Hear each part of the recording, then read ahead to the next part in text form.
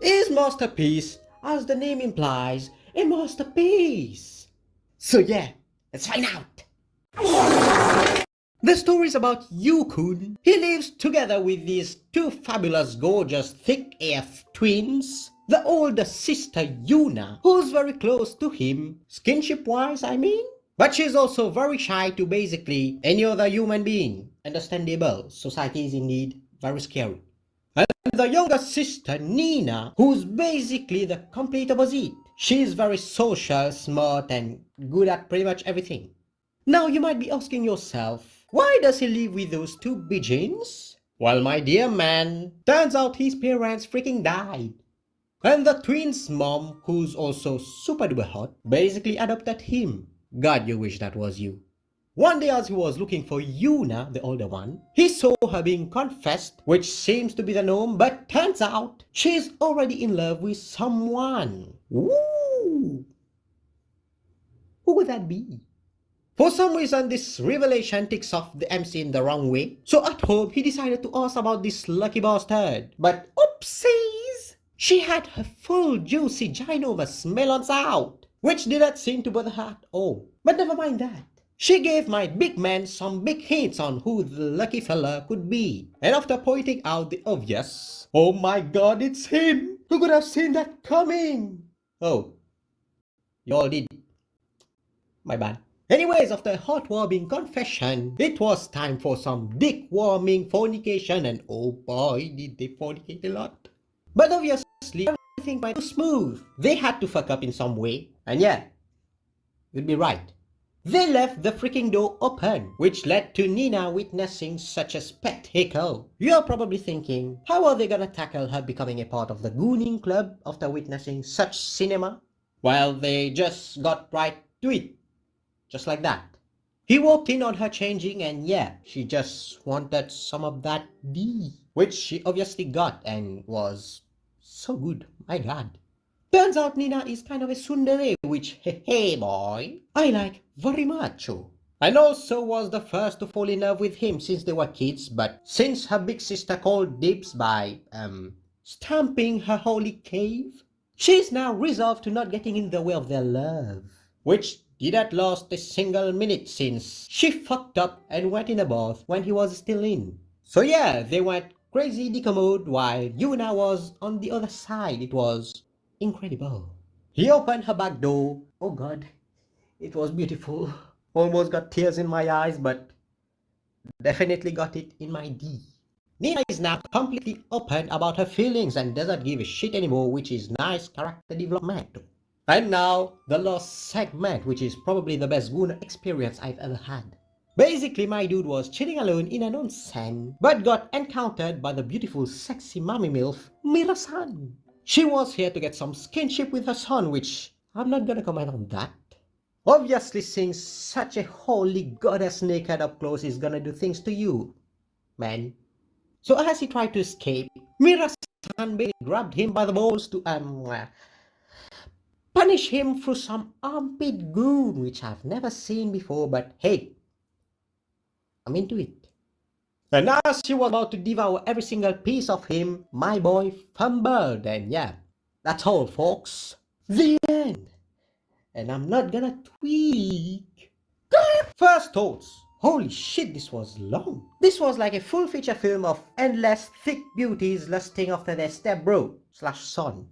It felt overwhelming at some point, but I was a good boy and managed to beat my meat until the end, so please, can we get some W's in the comments? Thank you. The character designs were off the chart this time around. Holy shit, they cooked hard. They're all super duper hot. Their bodies had so much definition to it, especially their backs. Oh. The art style is the modern glossy look, but I think it's okay, since this was probably one of the first one to try it, maybe? And the animation. Whew! God damn! Not only did they cook that shit, they fucking fried that shit! It was as if the Mona Lisa was a hot milk and moved as smooth as butter on that PP. I'm sure everyone's gonna have their own favorite, but as for me, it's gonna be Nina. Big fan of tsundere glossers and assholes being shredded. What can I say? The Milf is obviously the best answer, but this was not her episode even though she managed to steal the show in just 4 minutes, which was an incredible feat. So, his masterpiece, as the name implies, a masterpiece.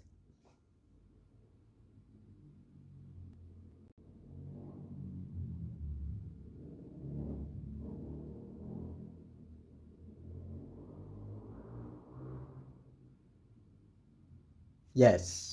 Believe it or not, but I heard Martin Scorsese busted a nut to this one. So it's gonna be pretty fucking good. So yeah, go into this if you haven't, even though it's probably very unlikely. I'm really looking forward to episode 2. Maybe some group goon, who knows, please. The time has now come for school festival time, and the class has to decide between a demon cafe, the dark but sexier side, and an angel cafe, the holier but also sexy side. So either way, I think we're all winning. But turns out it's a tie between the two, and the tiebreaker is of course the myth, the man, the legend himself, Mr. Yukun. Also, the sisters have gone all out at school. They don't even try to hide their weird but hot relationship anymore. I mean, even Nina shows it now. She's grown so much. I'm so proud. Anyways, my boy had to check both cafes out to decide. And the first one was the demonic goon cave, and as expected, it's full of hot, sexy, juicy succubuses everywhere. There are titties everywhere you look. Which might actually be against the school rules, but who gives a shit? Oh god! Holy! The angel side was actually even worse than the succubus. They went plus ultra with that shit. Everyone was so horny and spilling cream on them. Definitely not the image I had of angels, but this is actually way better. Don't know if I can resist gooning when thinking of them from now on. But yeah, seeing all those juicy, delicious angel cream everywhere, my boy kinda lost himself in the vibe, but I think the twins have something to say about that. They brought him to the infirmary for some good interrogation about his thoughts on the cafes, of course, and being the big brain charmer that he is, gave them the doki dokis, which led to a goon petition to decide on a winning cafe. I'm gonna bawl my eyes out. It was such a spectacular moment of sisterhood, romance, and goon, of course. We don't deserve this. If you're curious about who won, well, we all won, brother. But if you want a serious answer, well, after that incredible fornication, their relationship strengthened a whole lot more. Woohoo! Let's go! And now, ladies and gentlemen, the time has now come for absolute cinema. It was cut into small segments, so let's do some quickies. That came out wrong. Milf alert! I repeat, Milf alert!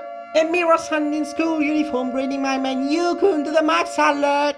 It was so hot. But no holy cave action, only friction-based gooning. It's now summertime, baby! Which means beach episode, which means, you guessed it, Milf alert! I repeat, Milf alert! Mirror-sun in a super sexy bikini alert! God damn, she's on another level. She's like fine wine, it's incredible. Since all the eyes were on them, Mira Mamma Mia-san took him to a secret spot, where he graduated from rubbing friction-based gooning to the magnificent world of vacuum power suction 69 goon. What? But no holy cave action yet. Don't fret, my gooners, because in the next segment, we'll all go full mobbing gooning time. And boy did we get some good goon material. Basically, Mira-san has some crazy half-asleep syndrome going on and goes full vampire come suck from the booty hole type shit. Don't know what more I can add to that aside from the fact that this is literal art. Milf alert! I repeat, Milf alert! Mira-san in a gorgeous one-piece swimsuit alert! Obviously seeing the blessed creature that is Mira-san like this made him go full ape mode and tap that shit as hard as your dad's belt. Again, great action scene. Some lady was on the other side, so it kinda had some suspense to it as well. But she's nice, I guess. Also, turns out Mira-san can't swim, so I don't know what was up with this plot point. The last segment was basically an after-party goon sesh, and she was in the last episode's thumbnail dress, which is absolutely stunning. Incredible job, everyone. He took off her wedding ring, which means that she won't be his madre anymore, which actually works in his favor at this point. I think I remember her saying her husband was dead, so I'm actually fine with this situation. But you know who isn't? The twins, of course, who also happened to barge in and insinuate a group goon sesh together as a big happy family. But that's all, folks. Again, I'm not gonna lose my shit. Fuck! Oh boy, another long-ass 30 minutes episode. But you bet your sweet ass I don't regret a single second of it. We finally got some good sister playtime goon sesh, which is always a win in any situation. But the best part was obviously Mira-san getting her golden moment. Any frame with her in it can actually be presented in actual museums, since this is art. She's perfect. Perfect. Everything, down to the last minute details. She blew her daughters out of the water. It's actually not even a competition anymore. Can we get some W Mira Mommy's hands in the comments? Thank you. Aside from the beautiful perfect Milf, the art style was still good. Actually, some parts had so much details in it, so nice work, a pink pineapple. Animation was actually even better than episode 1. A whole lot more of liquid splashing everywhere, which is again, nice work, a pink pineapple. We now have a single episode of this literal, excuse the pun, masterpiece left. But I'm not really excited for it since I've seen the reviews. Apparently it went downhill art quality wise. But hey, I'm a guy who thinks with his D. So if there is mommy and daughter's action in there, well, I'm gonna be a really happy gooning fella. The time has come for a good old Yukata Summer Festival. My boy, Yukun, has asked Nina for some help in coming up with a cool strategy to sell tons of apple candies. As turns out, the best seller of the festival will be gifted with an amazing stay at an amazing hot springs. Which, yeah, you guessed it, this was actually the girl's idea. And oh my god! What did they do to y'all? This is just High School DxD all over again. But anyways, as it turns out, the five-headed strategy was Mira-san. Of course, it all makes sense now. Using Mira-san as a marketing / borderline illegal strategy, they got the whole crowd riled up for some succulent apple candy. Ladies and gentlemen, I see this as an absolute win. But not Yukun apparently, as he wasn't actually a fan of horny men going dicko savage mode over her. Upon seeing this, Nina gave them their well-deserved break. And you bet your sweet ass they'll enjoy every single millisecond of that break. They both went to a Mira-san certified secret spot where she drained him of all his Pinot fluids until he spills the real reason on why he stopped her marketing act. It wasn't great. But yeah, they won the onsen prize. Woohoo! More celebration incoming at home. Let's go. Next segment, please. Chop chop! Valentine's Day is right around the corner, and Mira Mommy-san wanted to surprise the goat, Yukun, with some delicious chocolate. But oh no! She fell and got chocolate all over her beautiful, soft, delicious looking skin. I wonder how he can help her amazing, pale, beautiful skin. He licked her, like insane licking dicko whacko mood action type shit. And yeah, God, I wish that was me. Fuck! But it wasn't great.